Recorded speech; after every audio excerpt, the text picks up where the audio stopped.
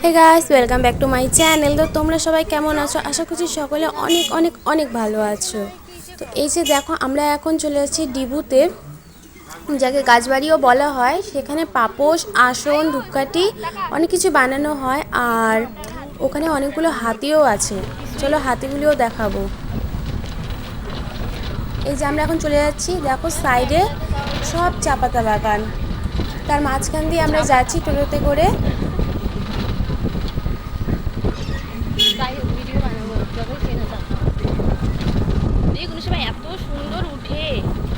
এই যে এখন আমরা পৌঁছে গেছি। এই যে ঘরটার মধ্যে আসন, পাপোশ এগুলো বানানো হয়।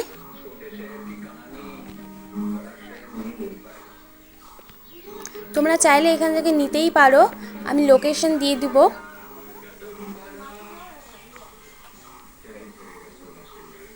এই যে দেখো, এরা বানাচ্ছে এখানে। আর কতগুলো এখানে মেশিন রয়েছে, আরও অনেক বড় বড় মেশিন আছে, সেগুলোও দেখাবো। এই যে দেখো কিভাবে পাপোশটা বানানো হচ্ছে। এটা পাপোশ না, এটা হলো আসন। আর পাপোশ তোমাকে দেখাচ্ছি। আর এখানে অনেক সুন্দর সুন্দর ব্যাগও বানানো হয়। এই যে এটা হলো পাপোশ।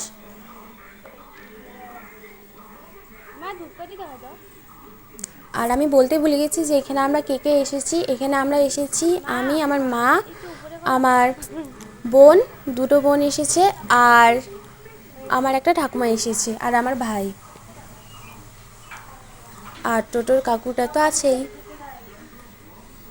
এই যে দেখো, এটা হলো আসন, সরি এটা হলো পাপোশ।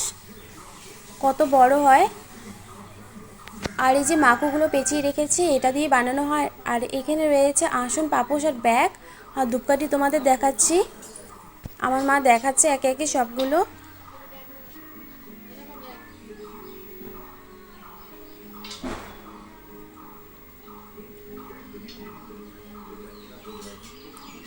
এই যে ধূপকাঠি দেখো, সুন্দর হয়েছে না? আগে দুই রকমের ধূপকাঠি প্যাকেট ছিল না, তো এখন দু রকমের ধূপকাঠি প্যাকেট করেছে। আগে ছোটটা ছিল। এই যে সবগুলো মেশিন।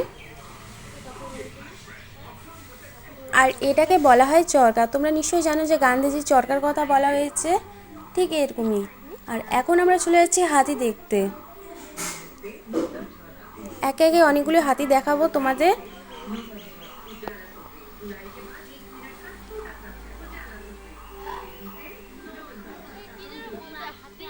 আর এখানে যখন হাতিকে স্নান করানো হয়, অনেক সুন্দর লাগে। পাশেই নদী রয়েছে। এই যে পিছনে দেখো কতগুলো হাতি রয়েছে।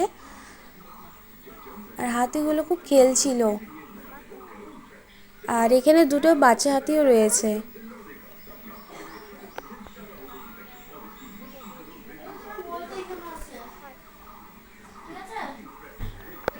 যে আওয়াজটি শুনছো, এটা হাতি করছিল,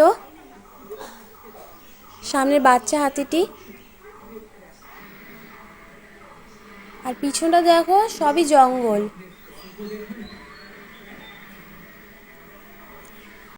আর ভিডিওটি এতটুকুই। Bye bye. পরে আবার অন্য ভিডিওতে দেখা হবে।